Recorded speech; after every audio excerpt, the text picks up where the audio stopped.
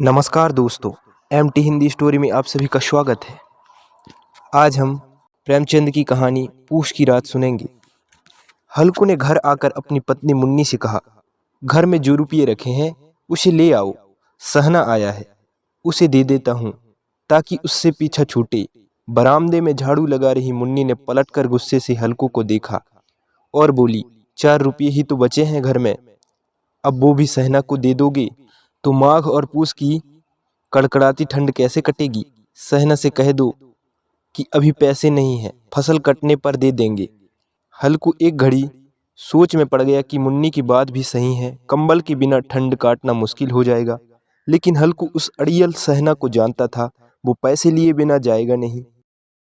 हल्कू ने सोचा कि सर्दियों को सर्दियों में देख लेंगे, फिलहाल इस बला से तो पीछा छूटे। हल्कू अपनी पत्नी की ओर बढ़ा और उसके पास जाकर बैठते हुए धीरे से उसकी खुशामद करते हुए बोला, दे देना पैसे, कम से कम यह पीछा तो छोड़ेगा और कंबल के लिए मैं तब तक कोई दूसरा उपाय सोच लूंगा।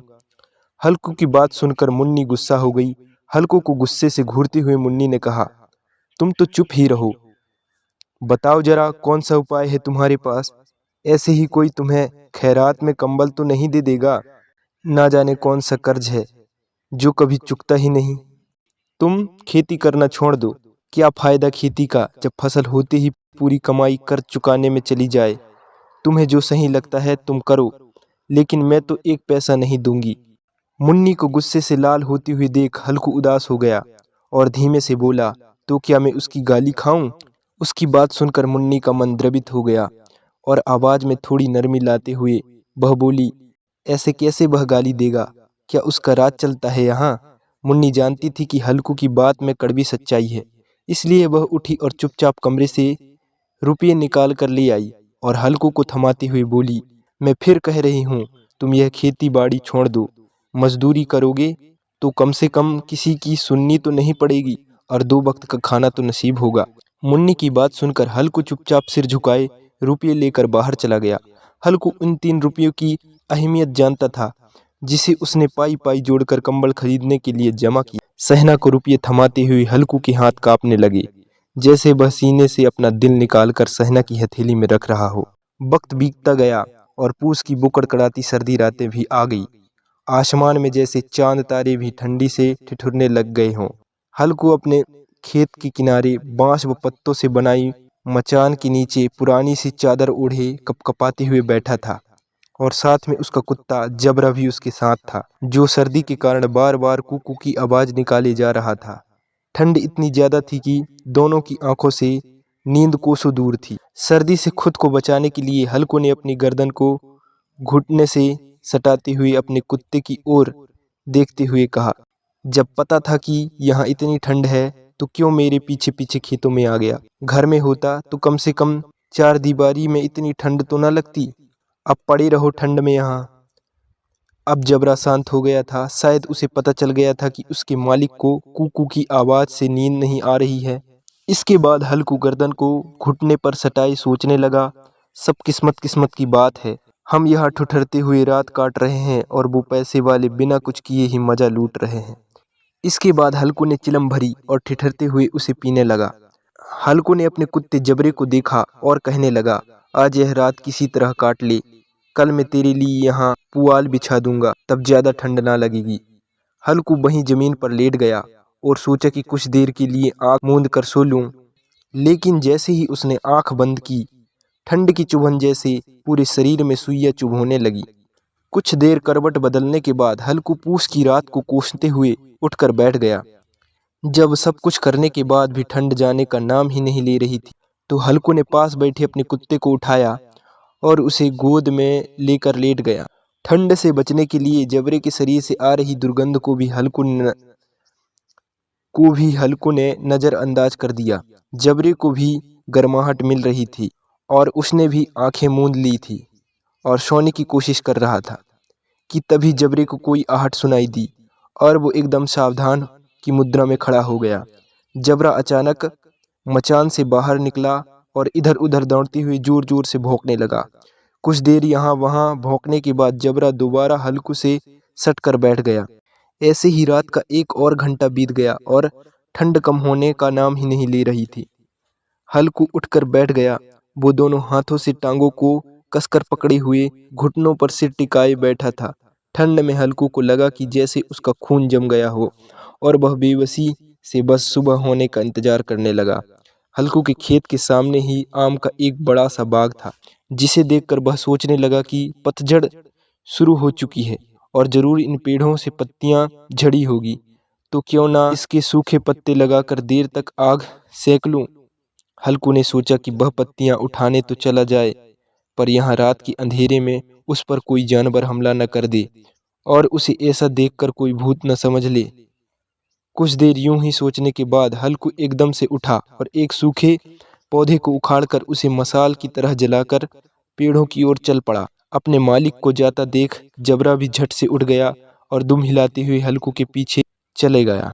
पेड़ों के पास पहुंचकर हल्कू ने उन विशाल पेड़ों को देखा जो अंधेरे में और भी डरावने लग रहे थे।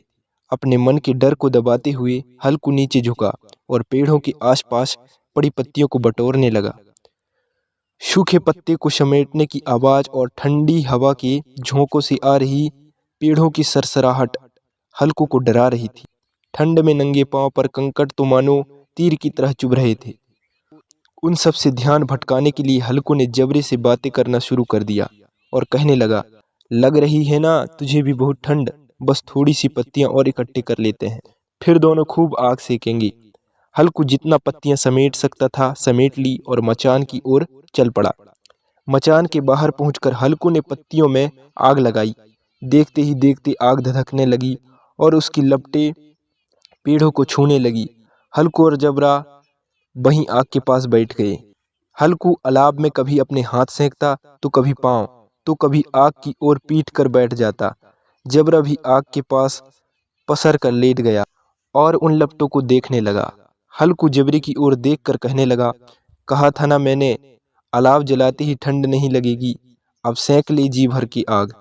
कुछ समय के बाद वो आग की लपटें जैसे कहीं गुम हो गई और पत्तियों का ढेर सिमट कर राख में बदल गया। अब तो बस कोई हवा का झोंका आता तो बची कुची चिंगारी कहीं बीच में लाल लाल अनार के दाने सी दिखाई देती। हल्कू राख की थोड़ी सी गर्माहट में वहीं चादर ओढ़े दुबक कर बैठा हुआ था, लेकिन जैसे जैसे रात बढ़ती जा रही थी ठंड उसे और जकड़ने लगी थी। कुछ देर के बाद हल्कू वहीं राख के ढेर के पास लेट गया। हल्कू को नींद आने ही वाली थी कि जबरा फिर से अचानक उठ गया और खेत की ओर जोर जोर से भौंकने लगा।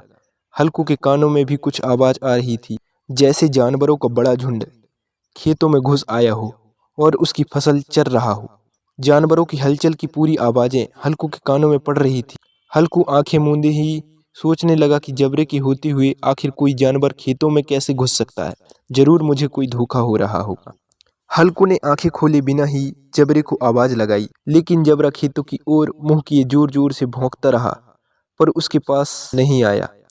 कुछ देर बाद खेतों में चरने की आहटें तेज हो गई और अब हल्कू को पूरा यकीन हो गया कि खेत में जरूर जानवर घुस आए हैं।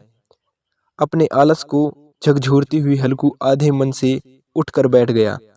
इस कपकपाते ठंड में उठकर खेत में जाना और फिर जानवरों को भगाना उसे बेहद मुश्किल सा लग रहा था।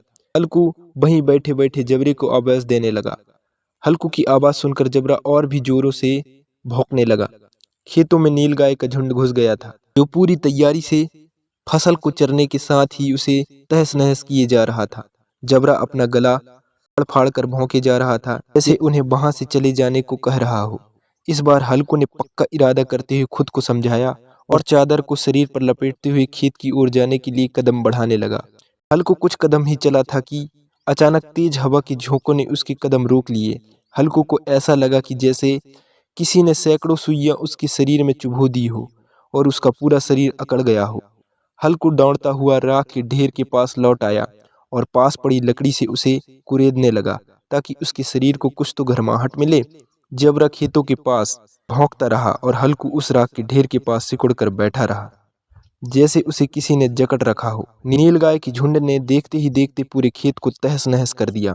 हल्कू उसी राख के ढेर के पास चादर ताने सो गया और जानवरों के जाने के बाद जबरा भी हाँफते हुए हल्कू के पास आकर बैठ गया।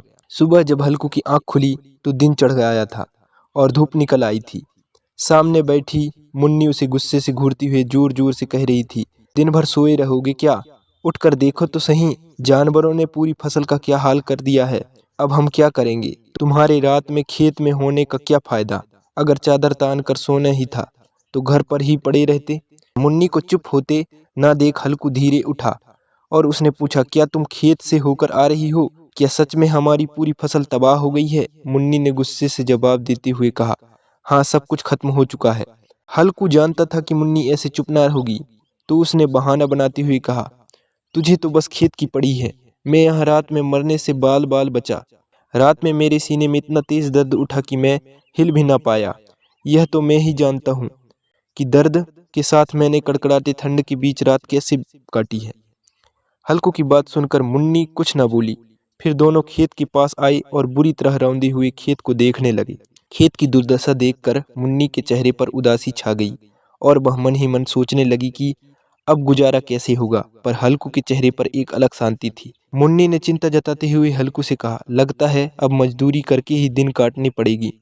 हल्कू ने चेहरे पर हल्की सी मुस्कान बिखेरते हुए कहा, चलो कम से कम अब इन सर्द रातों में यहाँ सोना तो नहीं पड़ेगा। इस कहानी से हमें यह सीख मिलती है कि मजबूरी में इंसान को कई बार ना चाहते हुए भी कठिन फैसले लेने पड़ते हैं, जो हमारे भविष्य को प्रभावित कर सकते हैं।